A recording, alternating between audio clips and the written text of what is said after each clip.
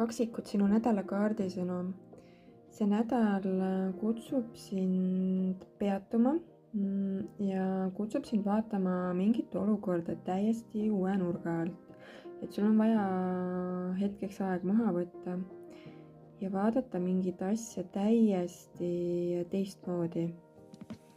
Et vahel on vaja lihtsalt panna nii-öelda stopp peale ja keerata nagu see olukord või probleem nagu täiesti teistpidi, et vaadata seda teistsuguse nurga alt.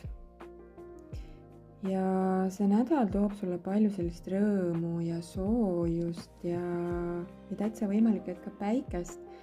Kui sul on olnud sinna varasemalt raskeid olukordi või hetki, siis see nädal võib tuua sellist selgust ja rõõmu ja päikest, nagu ma ütlesin.